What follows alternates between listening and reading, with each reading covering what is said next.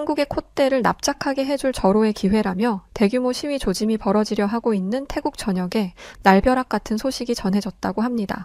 태국 방송사에서 송출한 이 충격적인 영상을 공개하자마자 태국의 7천만 국민들은 입을 막고 망연자실하게 되었다고 하는데요. 과연 무슨 일들이 벌어졌던 걸까요? 안녕하세요. 저는 태국 출신 특파원 파리타 수판차라고 합니다. 저는 태국에서 두 번째로 좋다는 출라롱콘 대학교를 수석으로 졸업하고 입사 3년 만에 최연소 경제부 에이스 기자가 되었죠. 선배들은 제가 곧 태국 최연소 여성 앵커가 될 거라며 기대했고 저 역시 그렇게 믿어 의심치 않았어요. 그날도 대형 금융비리 사건의 특종을 잡아 신나게 기사를 쓰고 있었죠. 그런데 그때 갑자기 국장실로 호출이 왔어요. 저는 국장님께서 제 특종 기사를 보시고 특별 포상이라도 해주시려나 했죠. 하지만 국장님의 입에서 나온 말은 전혀 예상 밖의 것이었어요. 파리타, 자네 한국 특파원으로 발령냈으니 한국으로 가게. 저는 순간 제 귀를 의심했어요. 아니, 다른 나라도 아니고 한국이라니요? 태국을 입국 금지를 시켰던 한국을 가라니 이건 말도 안 되잖아요. 그래서 저는 국장님께 혹시 제가 뭐 실수라도 한 것인지 여쭤봤죠. 하지만 국장님께서는 무슨 뚱딴지 같은 이야기를 하냐며 이건 반드시 잡아야 하는 기회라고 한국의 특파원으로 갈 수 있다는 것은 엄청난 영광이라고 하시더군요. 영광이라고요? 진짜 웃기지도 않았습니다. 저는 우리 방송국의 간판 앵커를 꿈꾸고 있는데 저 같은 엘리트 기자더러 태국을 적대시하는 한국 같은 국가에 가라니요? 저는 이 말도 안 되는 제안을 당장 거절하려 했지만 국장님은 당장 팀을 꾸려 떠나라며 명령하셨습니다. 저는 한동안 그 자리에 굳어 있었죠. 이건 누가 봐도 좌천이라고 생각했습니다. 내가 무슨 잘못이라도 했나? 아니면 누군가 나를 음해한 걸까? 온갖 생각이 머릿속을 스쳐 지나갔습니다. 하지만 방송국 기자이자 앵커인 제가 국장님을 상대로 더 이상 반항할 수는 없었고 망연자실 한 채로 그냥 멍하고 서 있었죠. 그런데 방송국 기자 동료가 그런 저에게 다가와 이런 말을 했어요. 왜 그래? 무슨 일 있어? 저는 자초지종을 설명했어요. 국장님이 나에게 한국에 가서 기사를 쓰고 촬영을 하고 오라며 파견을 보냈다고 말이죠. 그런데 동료의 입에서 정말 뜻밖의 말이 꺼내어 나왔습니다. 진짜? 좋겠네. 너 지금 한국에 무슨 일이 벌어졌는지 모르는구나. 한국 대통령이 계엄령을 선포했잖아, 어젯밤에. 소식 못 들었구나? 저는 이게 무슨 소리인가 싶었습니다. 한국에서 계엄령이 선포되었었다고? 이는 매우 이례적인 결정이었어요. 그래서 기사를 찾아보게 되었는데 실제로 비상계엄령이 선포되었었고 새벽녘 그 계엄령이 해제되기까지 했다는 아주 긴급한 이야기들이 내용에 쏟아져 나와 있었습니다. 순간 저는 가슴이 두근거렸어요. 이건 정말 대박 특종이 될 것 같았거든요. 드디어 한국에 개망신을 줄 절호의 기회가 온 거라고 생각했죠. 태국을 그렇게 무시하더니 꼴 좋다는 생각과 함께 이런 한국 실체를 기사로 써서 전 세계에 널리 퍼뜨리자라는 생각이 들었고 그런 생각이 드니 지체할 이유가 없더군요. 나를 한국으로 보내려 했던 국장님에게 괜히 미안하다는 생각이 들었고요. 이런 엄청난 기회를 저에게 준 건데 나는 그것도 모르고 국장님을 오해했으니까요. 서둘러 저는 짐을 챙겨 바로 한국으로 날아가기 위해 팀을 꾸렸습니다. 그리고는 한국행 비행기에 몸을 실었죠. 한국으로 떠나면서 현재 벌어지고 있는 상황들을 체크해가며 기사를 쓰고 촬영을 위한 만반의 준비를 마쳤어요. 흥분되는 순간이었죠. 한국이 어떤 나라입니까? 동남아 최고 국가인 우리 태국을 우습게 봤던 국가였죠. 동남아시아에서 제일 잘 사는 나라인데 그런 우리 태국인들을 고작 불법 체류의 가능성이 있다면서 입국을 금지시키고 나라를 개망신을 주는 경우가 대체 어디 있단 말인가요? 도대체 한국이라는 나라 사람들은 자기들이 얼마나 잘났다고 감히 우리 태국을 이렇게 무시하는 건지 지금 생각해도 정말 어이가 없었습니다. 한국 정부는 가짱케도 선진국 행세를 하면서 우리 태국을 후진국 취급을 했고 저를 포함한 태국인들은 그런 한국의 오만방자한 태도가 정말 역겨워서 참을 수가 없었어요. 결국 태국에서는 당시 한국 관광객을 거부하고 한국의 제품들을 가지고 사지도 말자는 뱅코리아 운동이 거세게 일어났었고 우리 태국인들의 뱅코리아 시위를 보고 있으면 진짜 속이 뻥 뚫리는 것처럼 시원했었죠. 언젠가 저도 한번 시위에 참가했었는데 시위대 사람들과 함께 그깟 한국, 우리가 먼저 거부하겠다. 한국인들은 당장 꺼져라. 이렇게 고래고래 소리를 지르다 보면 10년 묵은 체증이 다 가라앉는 기분이었죠. 우리 태국인들은 화염병을 던지고 저지하려는 태국 경찰들과 마찰을 빚으면서도 우리 태국인들의 힘을 보여주기 위해서 끝까지 싸웠었어요. 물론 이 과정에서 폭력도 오고 갔고 다치는 사람들도 생겼으며 시위로 태국의 일부 회사들이 마비되기도 하고 일부 일반 시민들이 피해를 입었었지만 그건 당연히 정당한 일이니 감수해야 한다고 생각했어요. 또한 벤코리아 시위 참가자 태국인들은 공항을 점거하고 한국을 당장 몰아내야 한다는 시위를 이어가며 목청 높여 소리치며 시위했던 기억이 생생합니다. 이후 한국인들은 태국에서 거의 자취를 감췄었죠. 우리 태국인들의 강력한 대응에 겁을 지레먹고 태국의 방문을 끄는 듯 했으니까요. 관광객들의 수요가 끊겼지만 태국 정부는 그런 경멸스러웠던 한국인들 대신 더 돈도 많고 부자 나라인 중국인 관광객들을 유치하면서 관광 산업에도 큰 영향이 없도록 하는데 일조했습니다.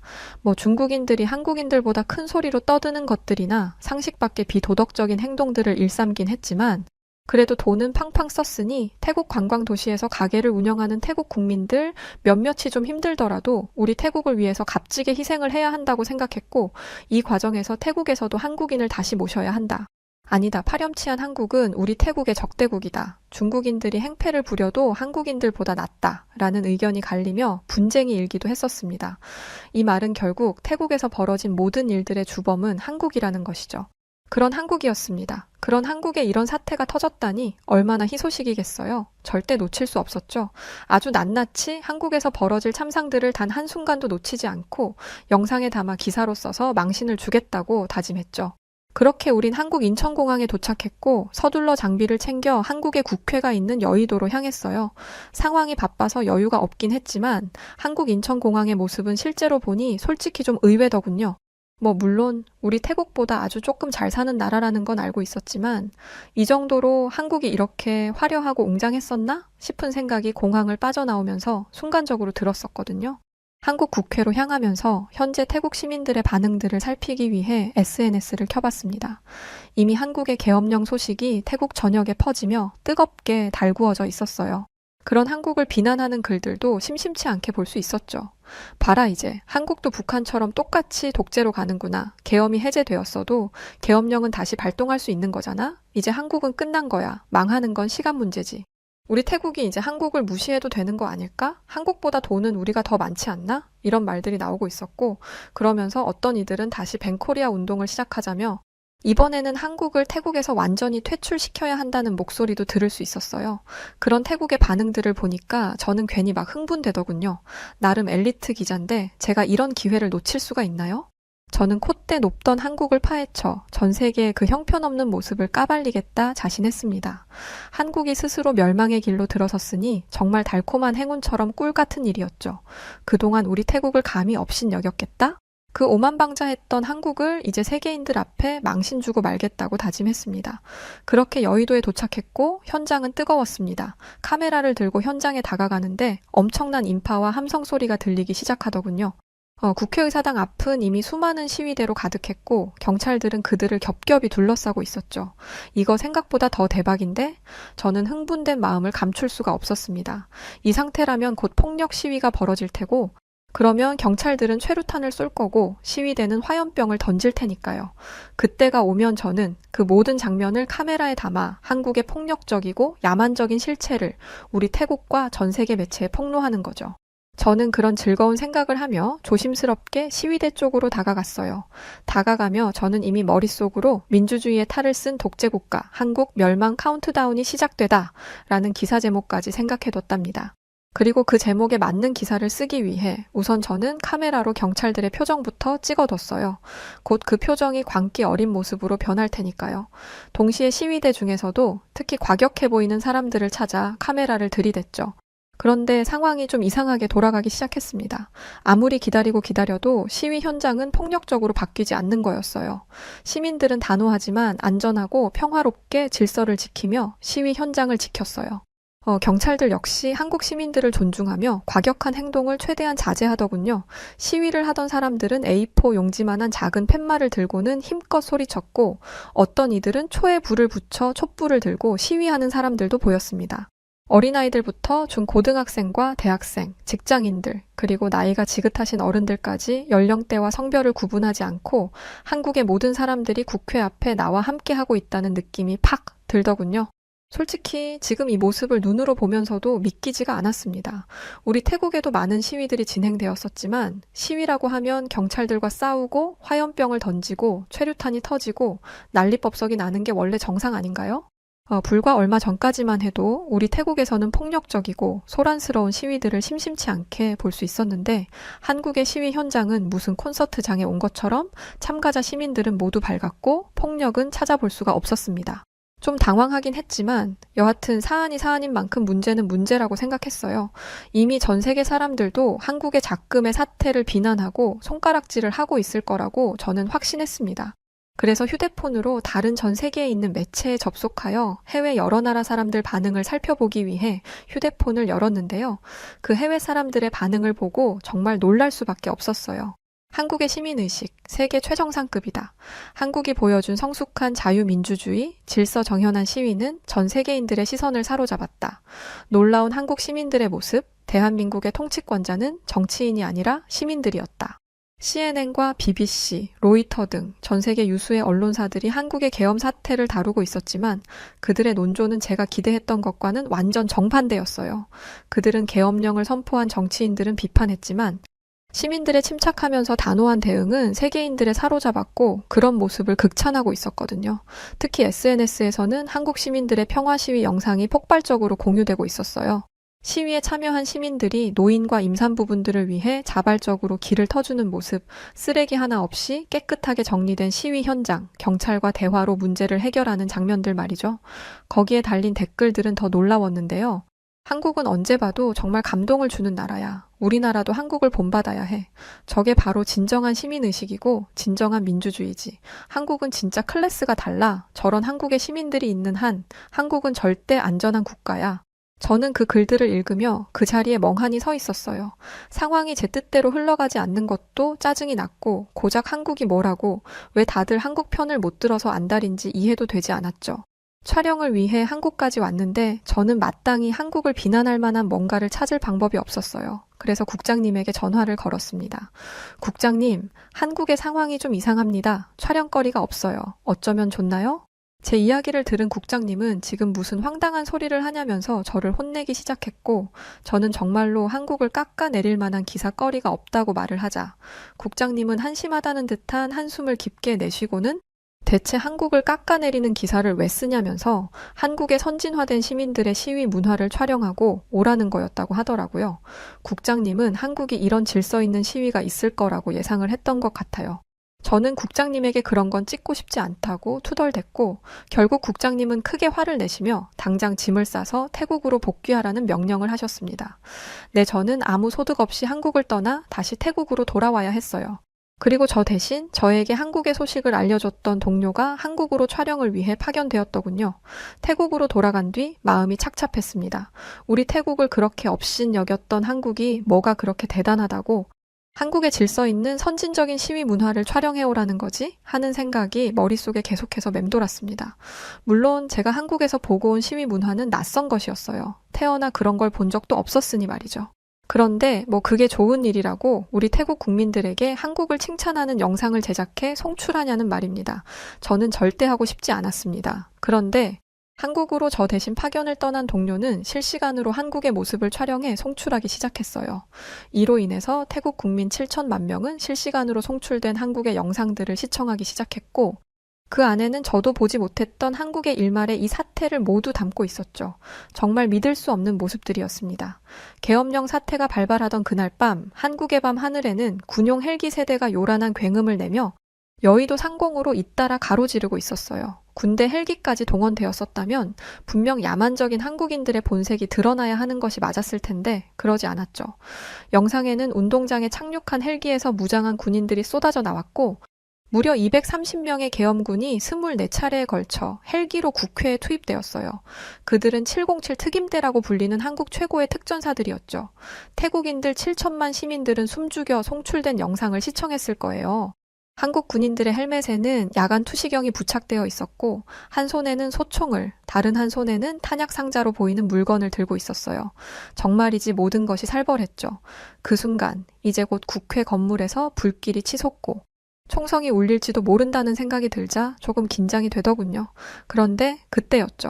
그런 무시무시한 군대 앞을 가로막은 건 한국의 일반 시민들이었어요. 그들은 진입하려는 계엄군들을 막아서고 있던 거였죠. 시민들 중에 나이가 있는 분들은 계엄군들을 붙잡고 이보게 우리 대한민국 청년들 역사의 죄인이 되면 안 돼. 내 자식, 내 손자들이 아닌가. 지금 자네들이 들고 있는 총은 한국의 시민이 아닌 적국이어야 한다네. 영상 속에 보이는 계엄군들은 여전히 총을 들고 있었지만 강하게 밀어붙이진 않았습니다. 약간 머뭇대는 모습도 보였고 일부는 미세하게 떨고 있는 손을 보이기도 했었죠. 그리고 먼 발치에 있던 시민들은 단호한 목소리로 외쳤어요. 대한민국의 모든 권력은 국민으로부터 나온다. 계엄군들은 모두 물러가라. 군인도 시민도 모두가 대한민국의 국민이다. 계엄령을 해지하고 멈춰라. 그러자 신기한 일이 벌어졌어요. 계엄군들은 그 마음을 안다는 듯이 아주 심하게 과격한 행동을 하지 않았죠. 말은 하지 않았지만 그들의 눈빛에서 시민들의 마음을 이해했다는 것이 느껴졌어요. 그리고 국회는 신속하게 계엄령 해지안을 발의하고 단 3시간 만에 이 모든 상황을 정리시켜 버렸던 거죠. 저에게는 이런 광경이 너무나 낯설었어요. 태국에서는 이런 일은 상상조차 할 수 없거든요. 태국에서는 시위만 벌어지면 즉시 폭력 사태로 번지죠. 친정부 세력과 반정부 세력이 충돌하면서 거리는 아수라장이 되고 경찰은 최루탄을 쏘고 시위대는 화염병을 던지고 그야말로 지옥 그 자체거든요. 특히 2013년 방콕 시위 때는 정말 끔찍했어요. 시위대가 정부 청사를 점거하고 군중들은 서로를 향해 폭력을 휘두르며 도시 전체가 공포에 휩싸였었죠. 하지만 지금 제 눈앞에서 벌어지는 영상 속 한국의 모습은 너무 달랐던 거죠. 계엄군과 시민들이 서로를 이해하려 노력하고 폭력 대신 대화를 선택하는 모습이 믿기지 않았습니다. 이건 마치 다른 차원의 세상 이야기 같았어요. 하지만 놀라움의 끝은 이게 아니더군요. 한국에 저 대신 촬영 갔던 동료는 자신의 에피소드까지 영상에서 늘어놓기 시작했는데요. 처음 국회로 가기 위해 택시에 올라탔었는데 한국의 택시 기사님이 국회로 촬영을 간다고 했더니 택시 비용을 일체 받지 않았다는 이야기였죠. 그러면서 한국의 불법적인 계엄 사태를 촬영해 이게 잘못된 일이었다는 것을 세계에 알려달라며 당부해 주셨다는 이야기였습니다. 그뿐만이 아니었어요. 한국은 가을이 지나고 매서운 찬바람이 부는 겨울이었는데 국회 앞 시민들의 모습을 촬영하기 위해 도착하자 한국인들이 운영하는 주변 커피숍들과 길거리 점포들에서 따뜻한 커피를 돈을 받지 않고 무료로 제공하며 차갑게 언손을 녹일 수 있도록 시민들이 자발적으로 나눔 행사를 진행하고 있던 것이었습니다. 나라에서 하는 것도 아니었습니다. 정부에서 하는 것도 아니었어요. 동료가 타고 갔던 택시는 일반 시민분이었고 커피를 무료로 나눠주고 있던 사람들도 모두 일반 시민들이었죠.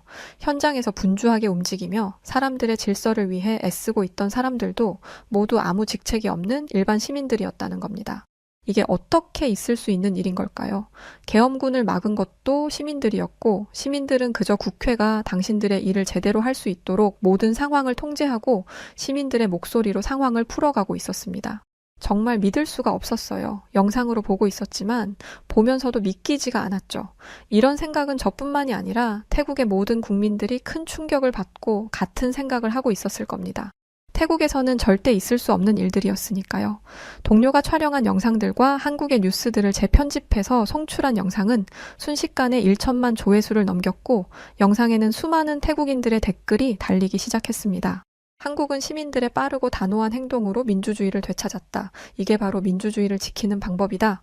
국민들이 맨몸으로 군대를 앞세운 정부를 막았다니 난 오늘부터 한국을 존경할 거다.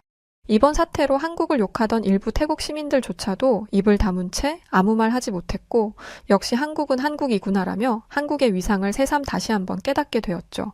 태국뿐만이 아니었습니다. 저는 이번 사태로 인해서 한국이 전 세계에 망신당할 줄 알았어요. 그렇잖아요. 한국은 자유민주주의를 수호하며 독재를 꺼려하는 나라로 인식되었던 나라인데 한국에 이런 일이 벌어졌었으니까요. 하지만 세계의 반응은 완전히 다른 것이었습니다. 전 세계의 언론들은 한국의 성숙한 시민의식을 극찬했어요. 그제서야 저는 깨달았습니다. 제가 얼마나 치졸한 마음으로 한국에 갔었는지요. 한국의 위기를 비웃고 조롱하려 했던 제 자신이 너무 부끄러웠어요. 한국인들은 제가 상상했던 것보다 훨씬 더 성숙했고 현명했으니까요. 역시 한국인들은 이길 수 없는 존재들이었다는 생각에 무섭기까지 했습니다. 영상을 시청한 태국 시민들은 한국에게 망신을 줄 수 있다는 절호의 기회라고 소리쳤었지만 송출된 영상을 보고는 모두 벙어리가 되어 또 한 번 한국에게 제대로 한 방 먹은 듯 했습니다. 한국의 서울은 계엄령이 선포되었던 기행이 벌어졌지만 언제 그랬냐는 듯 마치 아무 일도 없었다는 듯 평소와 다름없는 일상이 펼쳐지고 있었습니다. 불과 하루 전까지만 해도 계엄군이 무장한 채 다니고 경찰들이 거리를 가득 메웠었는데 지금은 마치 그 모든 게 꿈이었던 것처럼 일상이 펼쳐지고 있었죠. 여의도역에서는 출근하는 회사원들이 분주히 발걸음을 재촉했고 러시아워의 지하철은 여전히 사람들로 북적였으며 거리의 카페에서는 커피를 마시며 대화를 나누는 사람들, 학교를 등교하는 학생들의 웃는 모습들도 영상에서 볼 수 있었습니다. 제 동료는 한국에서의 촬영을 마치고 돌아왔습니다. 짧은 1박 2일의 촬영이었지만 정말 소름 돋았던 한국의 따뜻한 배려 문화와 세계 어디서도 볼 수 없었던 미친 한국만의 질서 있는 시위 현장을 생생하게 담아 돌아왔던 거죠. 이후 제 동료는 회사에서 큰 상을 받으며 보너스까지 챙길 수 있었어요. 부러워서 죽는 줄 알았습니다. 저에게 먼저 기회가 있던 것이었는데 한국을 우습게 보고 그 콧대를 납작하게 만들겠다던 저의 편협했던 생각으로 저는 그 기회를 날려버린 거였죠.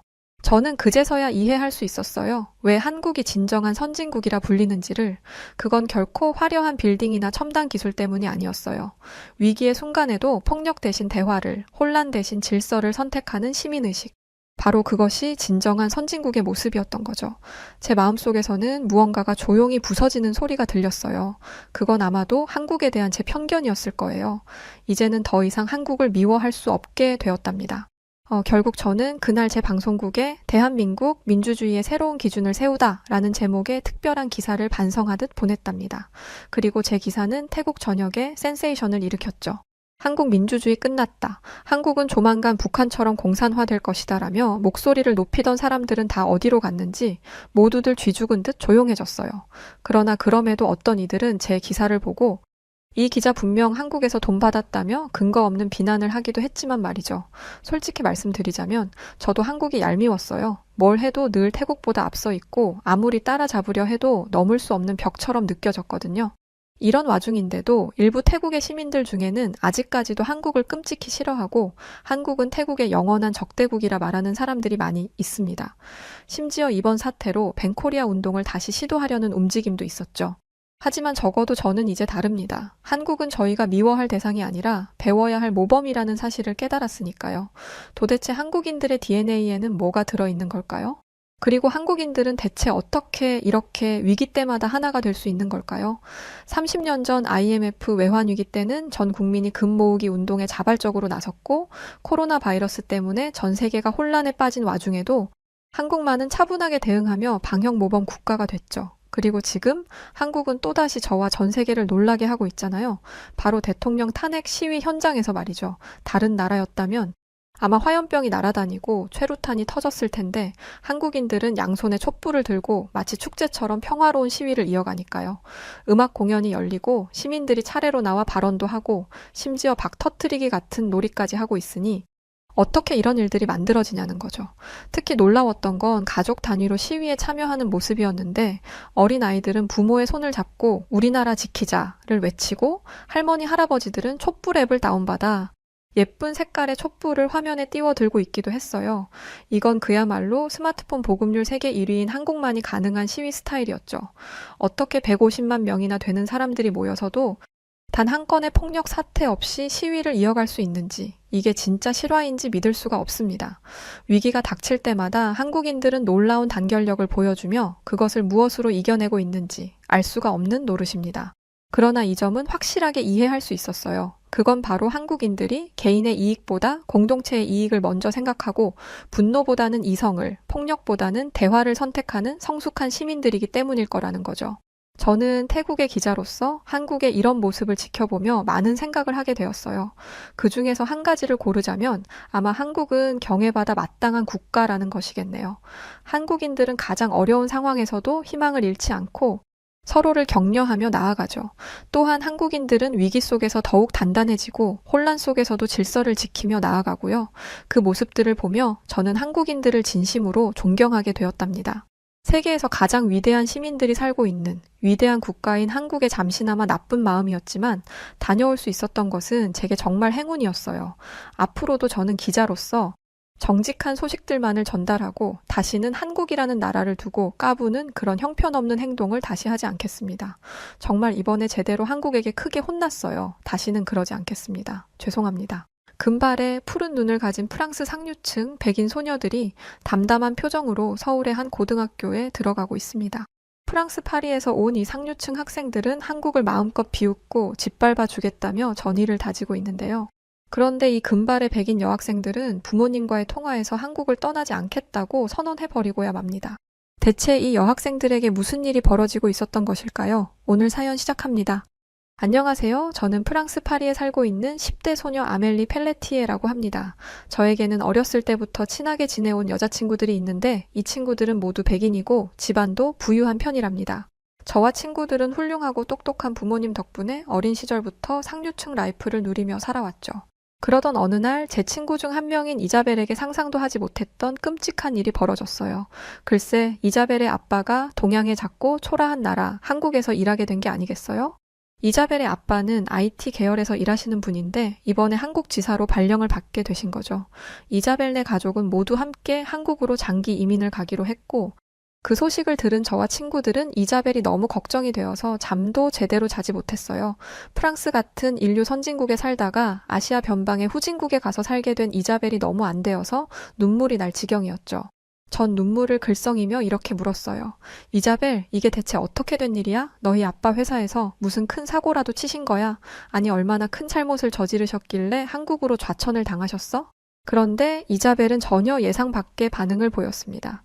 자기 아빠는 좌천당한 것이 아니라 오히려 승진을 해서 한국에 가는 거라며 한국은 프랑스보다 IT 기술이 압도적으로 뛰어난 나라일 뿐만 아니라 살기에도 아주 좋은 나라라고 하더군요. 그 말을 들은 저와 친구들은 이자벨이 괜한 자존심에 거짓말을 하는 것이라 생각했죠.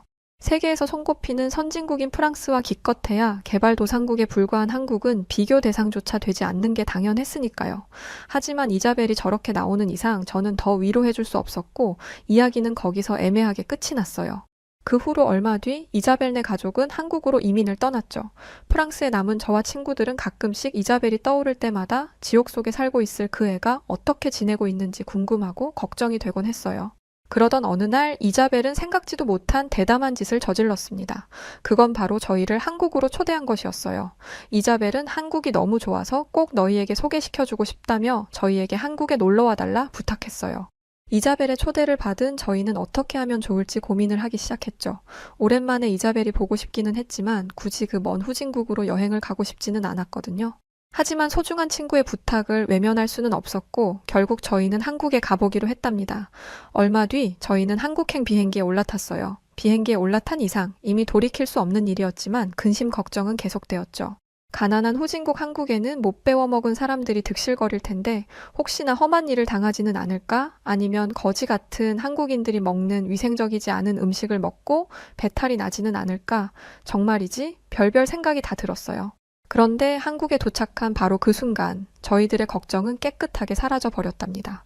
우선 저희는 이자벨이 다니고 있는 국제고등학교에 가기 위해 KTX에 탑승하기로 했는데 한국의 KTX는 후진국의 교통수단이라고 하기에는 지나치게 쾌적하더군요. 프랑스에도 떼제베라는 초고속 열차가 있기는 하지만 솔직하게 말해 KTX가 갖춘 시설들의 수준이 훨씬 좋아서 당황스러울 지경이었죠.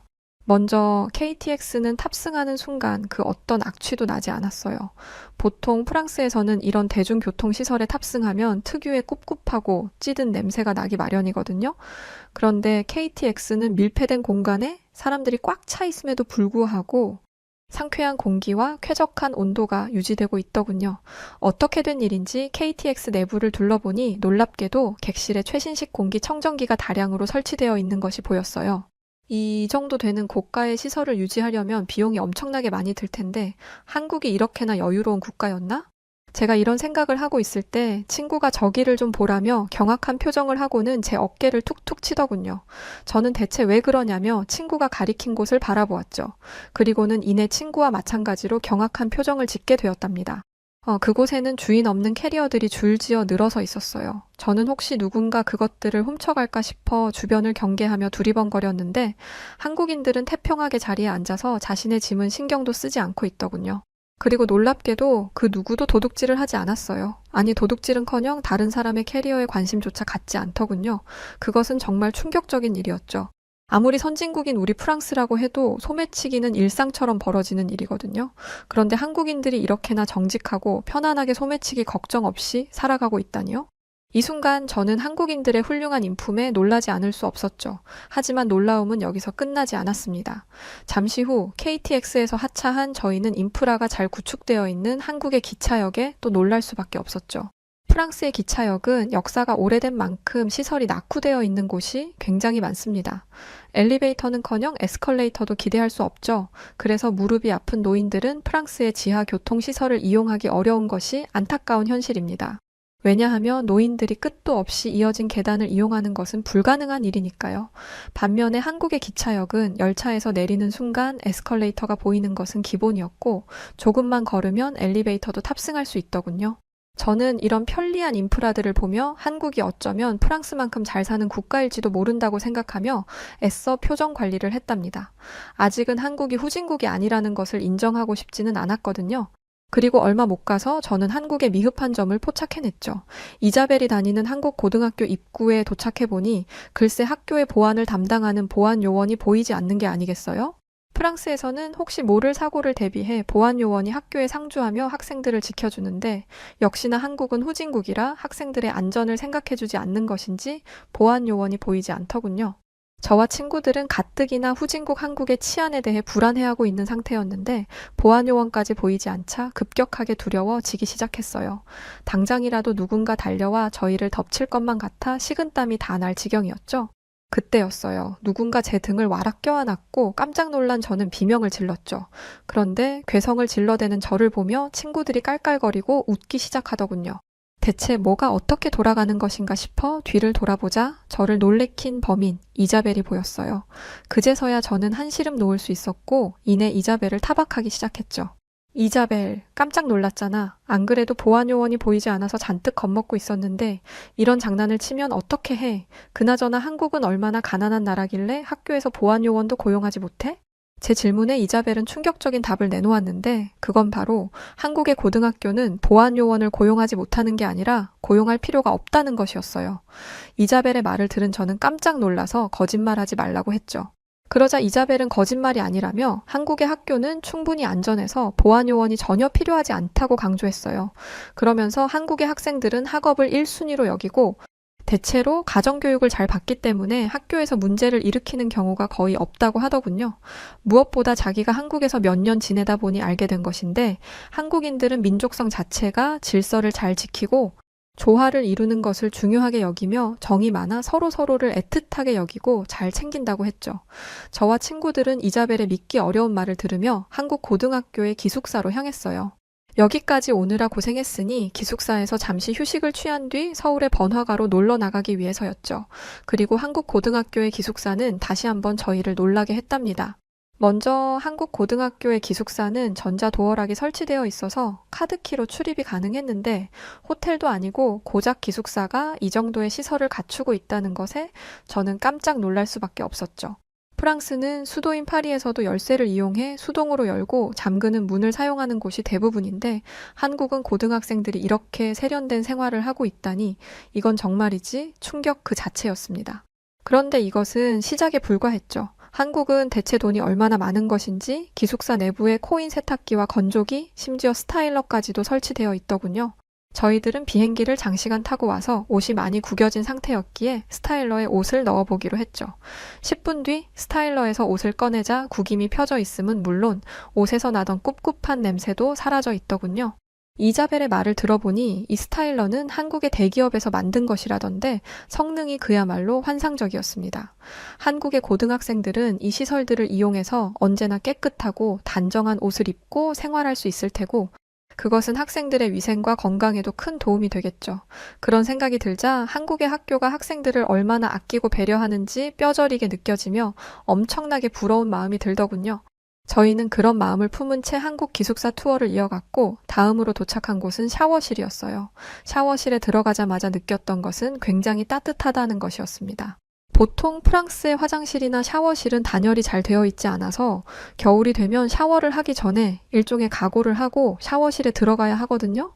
왜냐하면 샤워실 자체가 얼음장 같이 추울 뿐더러 난방 조절이 잘 되지 않아서 온수가 잘 나오지 않거나 심지어는 수도관이 얼어서 물이 나오지 않는 경우도 있기 때문이죠. 그런데 한국의 기숙사 샤워실은 어떻게 단열을 해놓은 것인지 굉장히 따뜻해서 한겨울에 옷을 다 벗어도 전혀 춥지 않을 것 같았어요. 이자벨은 그 비결이 한국의 기술력에 있다고 하더군요.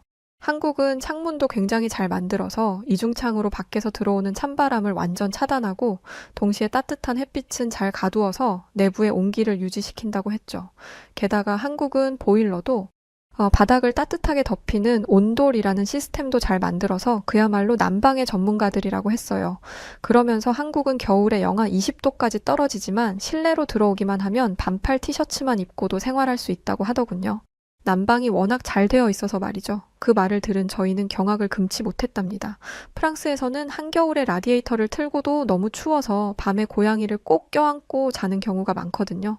고양이를 왜 껴안냐면 고양이는 사람보다 체온이 높아서 껴안고 자면 굉장히 따뜻해서요. 그런데 한국 사람들은 반팔을 입고 겨울을 나다니 이건 마치 신세계나 다름없는 이야기였죠. 게다가 한국 기숙사 샤워실은 샤워기도 독특했는데 비타민 워터나 항균 성분이 나오도록 하는 특별한 샤워기 헤드가 설치되어 있더라고요.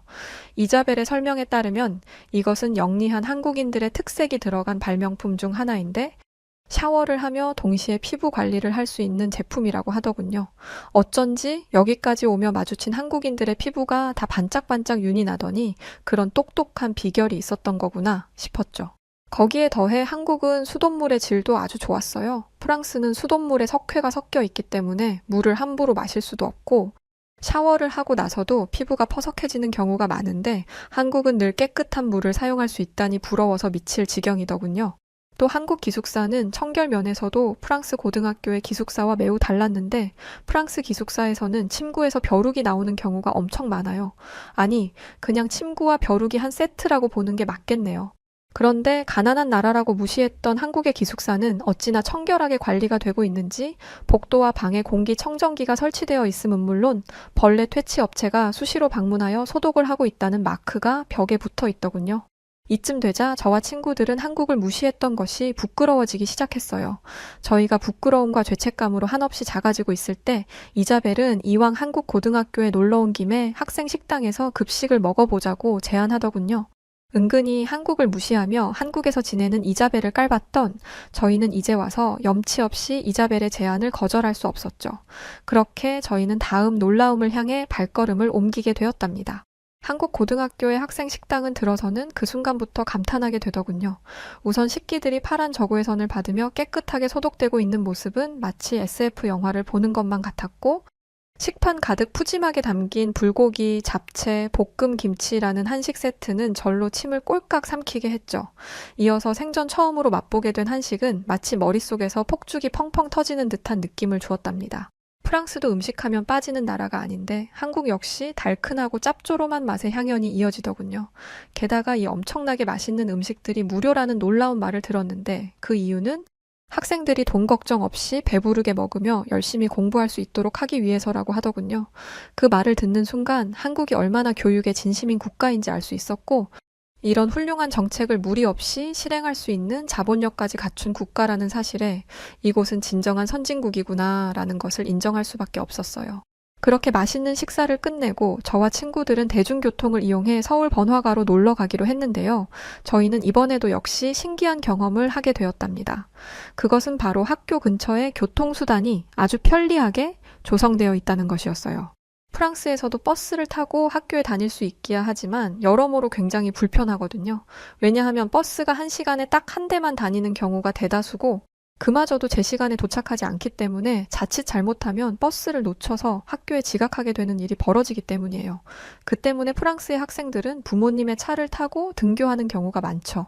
단 하나밖에 없는 노선의 버스를 하염없이 기다리며 불편하게 타고 다니는 것보다는 그 편이 훨씬 나으니까요. 반면에 한국의 대중교통은 사람들이 이용하기에 아주 편리하게 설계된 것처럼 보이더군요. 버스 정류장이 학교에 아주 가깝게 설치되어 있는 것은 기본이고 버스 노선도 굉장히 다양했어요. 게다가 학생들은 휴대폰에 설치된 앱을 통해 버스가 몇 시 몇 분에 도착하는지 정확하게 알 수 있더군요. 이러면 추운 겨울이나 더운 여름에 언제 올지 모르는 버스를 하염없이 기다리지 않아도 되니 아주 편리하고 좋을 것 같았어요. 한국이 IT 선진국이라더니 그 말이 피부로 느껴지는 순간이었죠. 그리고 버스뿐만 아니라 버스 정류장 역시 굉장히 신기하더군요. 우선 추울 때를 대비해 정류장 의자에 난방 장치가 설치되어 있었고 더울 때를 대비해 냉방 장치가 설치되어 있었어요. 우리 프랑스에서는 이런 시설은 찾아볼 수 없습니다. 한국에서 이런 놀라운 것들을 보고 나니까 왜 프랑스에서는 이런 시스템들을 가져볼 생각조차도 안 하는 건지 참 답답한 생각마저 들더군요. 정류장은 필연적으로 사람들이 일정 시간을 서 있을 수밖에 없는 장소인데 사람들이 편안하게 머무를 수 있도록 국가가 나서서 배려하는 것이 느껴져서 참 보기 좋았답니다. 그러면서 이런 서비스가 제공되는 나라가 진정한 선진국이라는 생각도 들었죠. 잠시 후 저희가 타기로 한 버스가 도착했는데 버스에 올라탄 순간 저는 또 감탄하게 되었답니다. 글쎄, 버스 안에 휴대폰을 무료로 충전할 수 있는 전기 콘센트가 좌석마다 설치되어 있는 게 아니겠어요? 한국 사람들에게는 이게 당연한 일인지 가방에서 익숙하게 충전기를 꺼내 휴대폰을 충전하더군요. 놀랍게도 한국인들은 서로 먼저 충전하겠다 싸우지도 않았고 충전 중인 다른 사람의 전자기기에 손을 대지도 않았어요. 버스 안에는 고요함과 질서만이 있을 뿐이었죠. 이런 것은 장담하건대 손꼽히는 선진국인 우리 프랑스에서도 기대하기 어려운 상황이에요. 왜냐하면 프랑스에는 집시라고 불리는 노숙자들이 아주 많이 있거든요. 그들은 자신보다 부유한 다른 사람들의 물건을 훔치는 것이 당연하다고 여기죠. 그리고 집시들이 워낙 소매치기를 많이 하다 보니 프랑스 경찰들은 집시들을 적극적으로 잡지 않아요. 그렇기 때문에 프랑스의 공공장소에서는 이렇게 높은 시민의식을 기대하기 어렵죠. 저와 친구들은 정직하고 훌륭한 성품을 가진 한국인들을 보며 과거에 이들을 무시했던 우리 스스로를 통렬하게 반성했답니다. 그렇게 저희가 무거운 마음을 갖게 된 사이 어느새 버스는 서울의 번화가에 도착했어요. 그런데 서울의 길거리는 놀라울 정도로 안전하더군요. 꽤나 늦은 저녁 시간이었는데도 불구하고 사람들은 아무 걱정 없는 얼굴로 거리를 자유롭게 걷고 있었고 길거리 버스킹을 하거나 댄스 공연을 하는 사람들도 덜어 있었어요. 한국 사람들은 너무나 편안한 얼굴로 밤거리를 누비며 즐기고 있었는데 프랑스에서 평생을 살아온 저희에게 이 광경은 정말이지 낯설고 놀라운 것이었습니다. 무엇보다 놀라웠던 것은 요란한 문신을 하고 시민들을 위협하는 범죄 조직원들이 보이지 않았다는 것인데 프랑스에는 일정한 구역을 차지하고 뻔뻔하게도 통행세를 걷는 범죄 조직들이 있어요. 그래서 그 구역을 아무 탈 없이 지나가고 싶으면 통행료를 내야 하죠.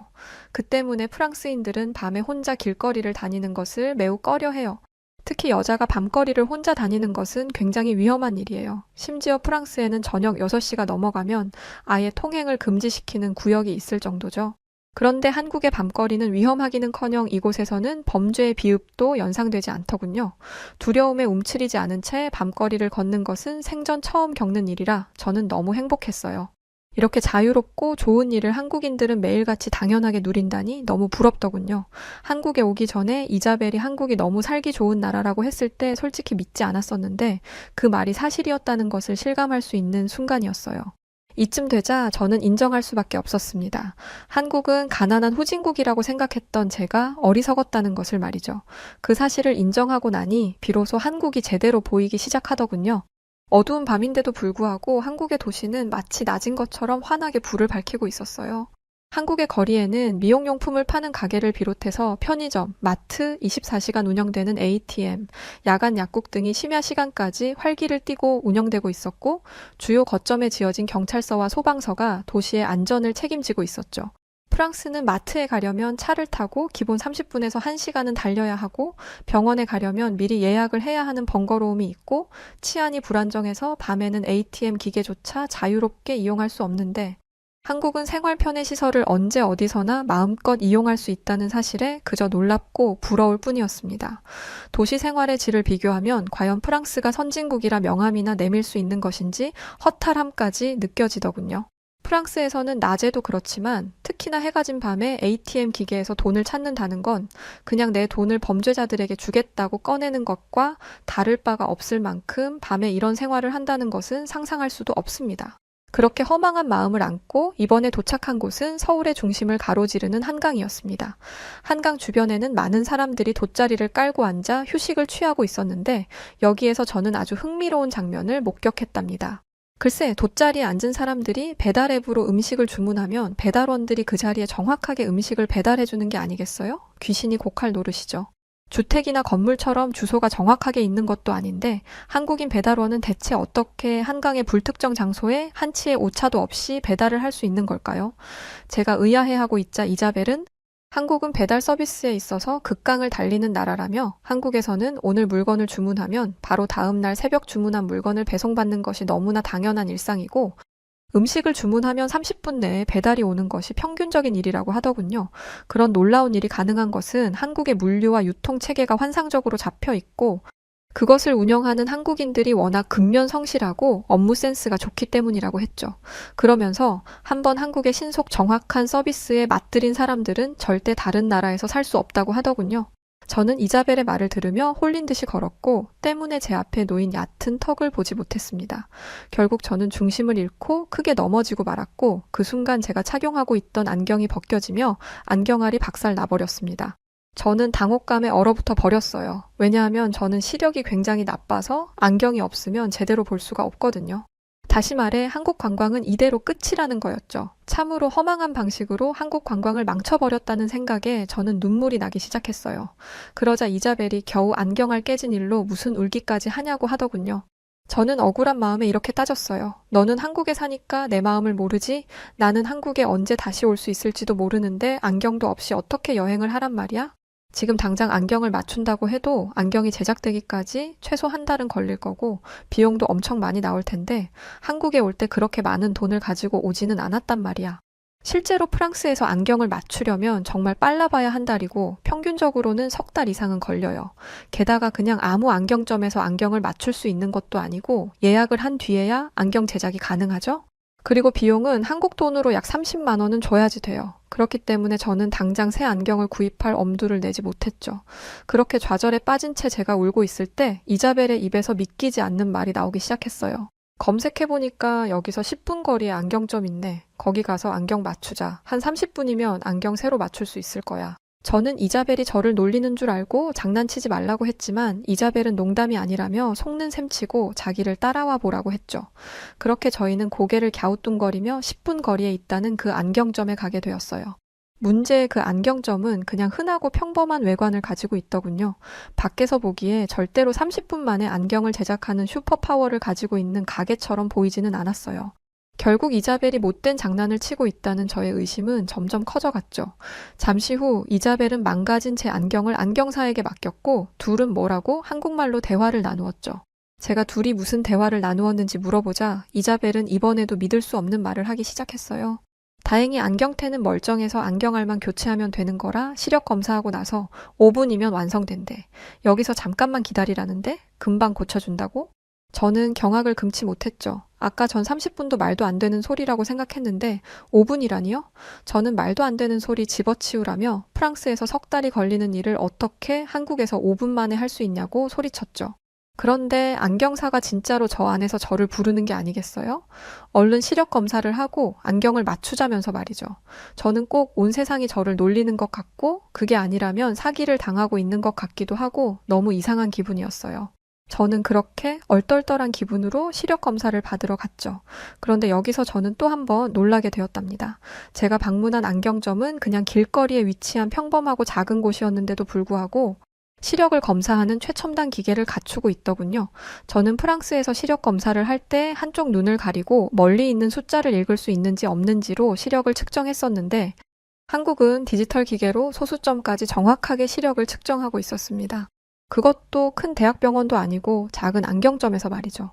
그렇게 시력 검사가 끝나자 안경사는 잠시만 기다리라며 안경알을 만들러 갔고 저는 대체 지금 무슨 일이 벌어지고 있는 것인가 차마 믿기지가 않아서 어안이 벙벙한 상태로 앉아 있었습니다. 그러자 잠시 후 안경점 내부에서 슥싹슥싹 안경알을 가는 소리가 들려오더군요. 그리고 정말 5분도 되지 않아 제 손에는 새 안경이 쥐어져 있었습니다. 쾌속으로 진행된 한국의 안경 제작 속도에 저는 입이 다물어지지 않았어요.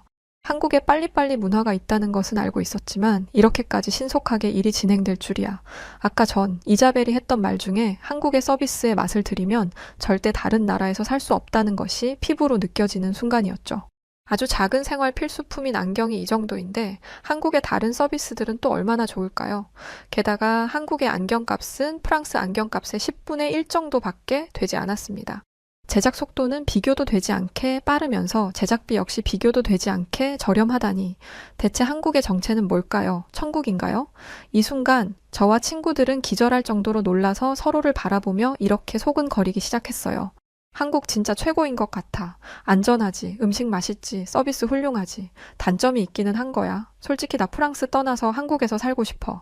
그렇게 저희는 한국의 매력에 완전히 빠지고 말았고 원래는 하루만 있다가 가기로 했던 일정을 변경하여 일주일 동안 한국에서 지내다가 프랑스로 돌아가기로 했어요. 한국에서 일주일이나 더 있겠다고 하자 저희 부모님은 깜짝 놀라시며 대체 무슨 바람이 분 거냐고 하셨죠. 거기에 저는 이렇게 답했어요. 엄마, 한국의 매력에 빠지잖아? 그럼 아무도 헤어나올 수가 없어. 한국은 진짜 마성의 매력을 가진 나라였어. 나 어쩌면 이러다 정말 프랑스로 아예 돌아가지 않을지도 모르니까 찾지 마요. 농담 반, 진담 반 섞인 제 말에 친구들은 진심으로 공감하며 깔깔 웃었죠. 왜냐하면 친구들 역시 프랑스에는 없는 한국의 기술력과 경제력에 흠뻑 빠져버린 상태였으니까요. 얼마 후 프랑스로 돌아가야 하는 날이 되었을 때 저희는 모두 아쉬움에 눈물을 흘리게 되었답니다. 이렇게 유행과 기술, 그리고 문화를 선도하는 나라를 두고 모든 면에서 뒤처진 프랑스로 돌아가려니 차마 발걸음이 떨어지지 않았죠. 그러면서 한국에 살고 있는 이자벨이 너무 부러웠고 유럽이 세계 제일이라 믿었던 어리석었던 저를 반성했답니다. 그래서 저는 나중에 한국에 교환학생으로 공부하러 오기로 결심했어요. 한국에서 선진 문화를 배우며 더욱더 성장하고 싶다는 생각이 들었거든요. 저에게 더 큰 세상이 있음을 가르쳐준 한국에게 감사를 전하며 제 사연은 여기서 마치도록 하겠습니다. 네, 오늘 사연은 여기까지입니다. 아마 대체로 많은 해외 사람들이 비슷한 경험들을 하는 것 같아요. 처음엔 한국을 잘 몰라서 무시했다가 막상 와서는 깜짝 놀라게 되는 일들 말이죠.